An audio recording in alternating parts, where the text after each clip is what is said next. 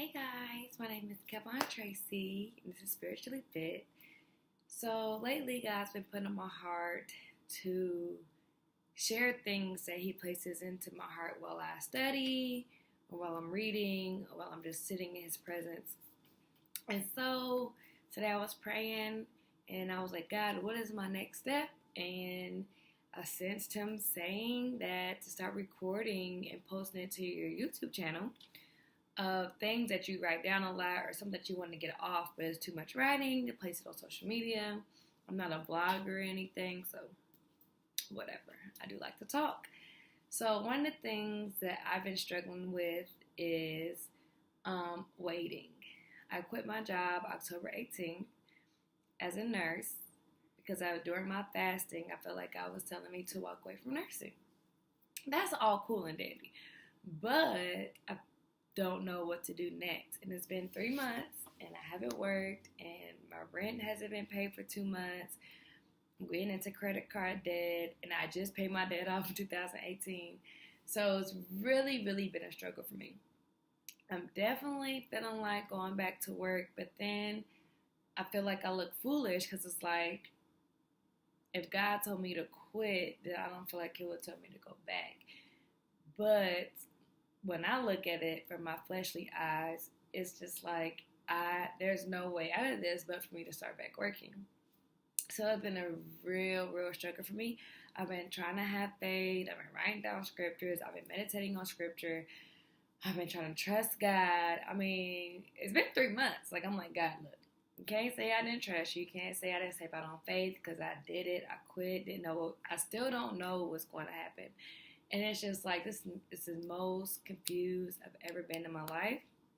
I've never, ever not known what was next. Like, I might have been in a dry season, like when I didn't pass my NCLEX to be a nurse, but I knew I was going to continue to take my NCLEX to pass and be a nurse. And I was also working. I worked 2 or 3 jobs. And then when I started travel nursing and I was waiting for my California license, I didn't work for 4 months, which was unexpected, but I still knew my license was coming and that I was going to California eventually. So everything was like, I knew it was next. This is the only time in my life ever of 27 years that I've been living that I have no idea what's next. Like, coming into this new year has been really, really hard for me and really stressful because I'm like, I have no idea what to even plan for 2019.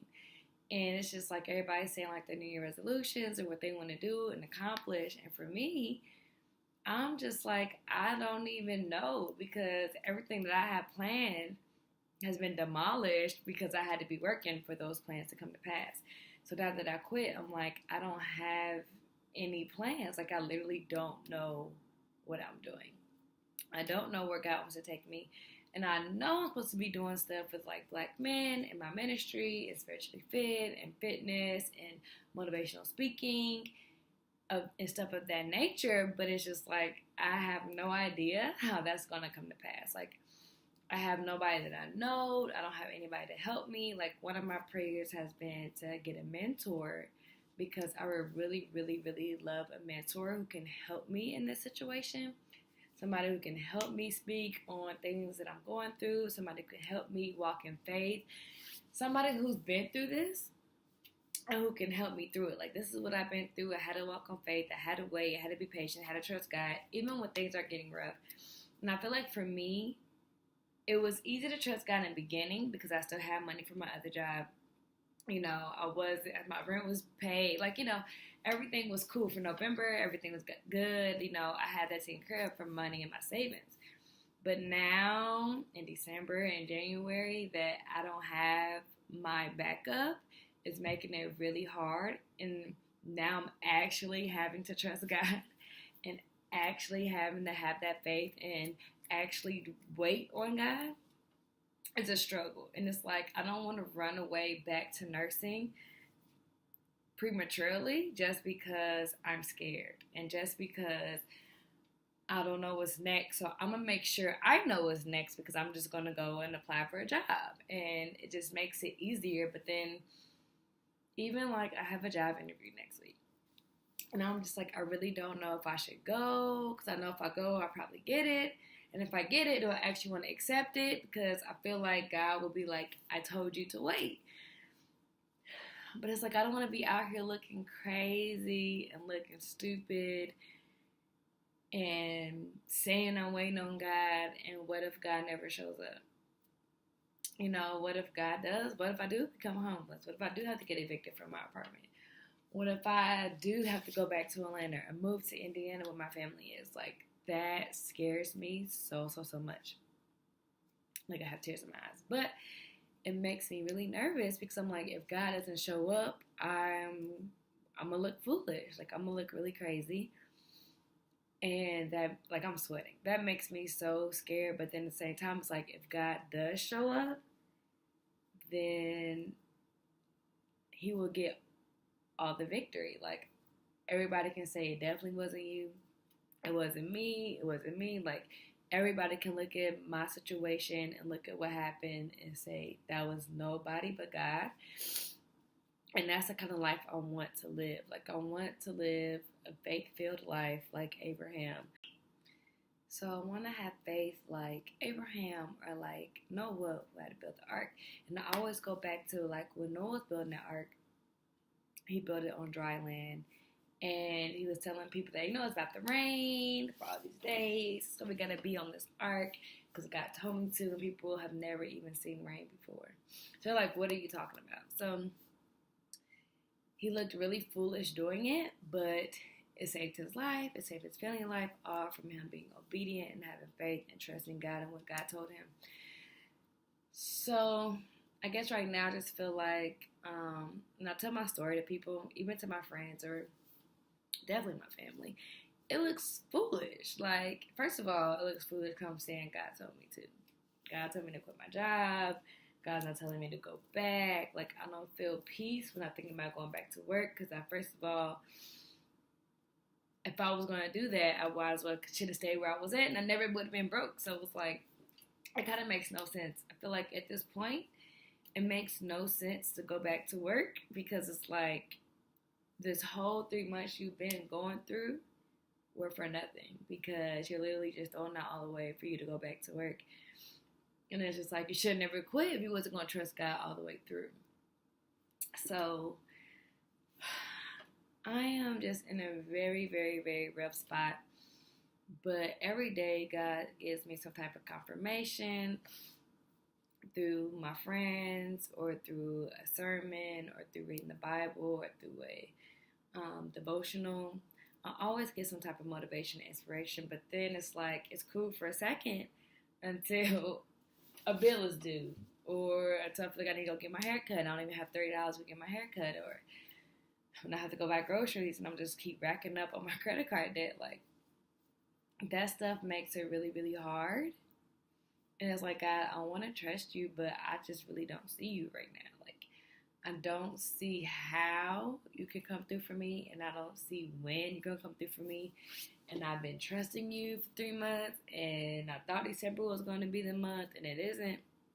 So it's like, how long am I willing, I guess, to wait? Like, am I going to wait till January, nothing happens, and February, nothing happens? It's like, be $6,000 in debt from not being able to pay my rent. Like, that's something that I feel like I cannot do. And you know, so it's been a real struggle. It's definitely been humbling me.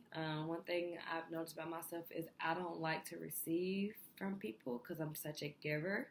And so it used to be me giving to everyone and like giving money or my time or resources to other people. And now I'm not in that position anymore. And it's been hard for me to receive from people. Like, when people cash out me money, I'm like trying to send it back to them. Like, don't give me no money. Like, I don't want to feel like I need help, but I do.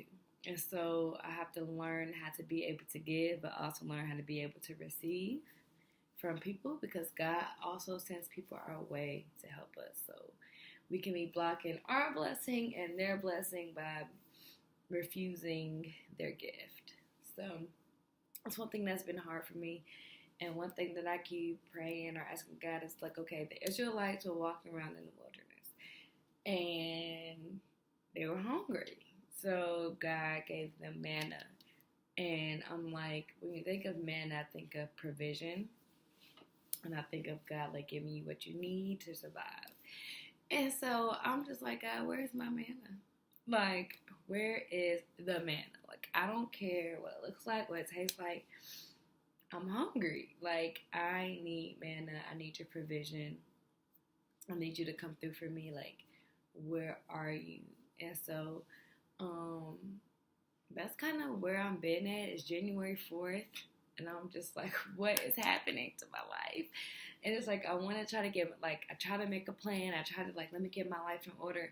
And every time I sit down and think about it, I'm like, there's literally nothing that I can do at this moment.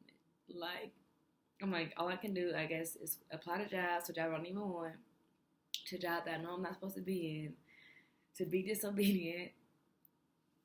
Because right now, the only thing I can really do is sit and wait on God. And I've been doing different things with, like, my business. And, you know, I've been taking baby steps and doing what I can do with the resources that I do have.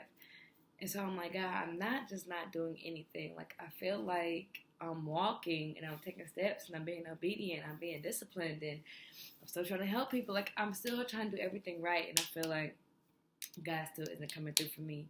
And one thing that I noticed is I feel like I have to do something for God to do something for me.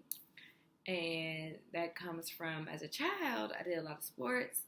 And so running track, playing basketball, is like you had to do good for somebody to say you did a good job, or to feel accepted, or to feel wanted, or to feel validated, or to feel like you're worthy of love, or you're worthy of somebody to say good job, you're worthy of somebody looking at you.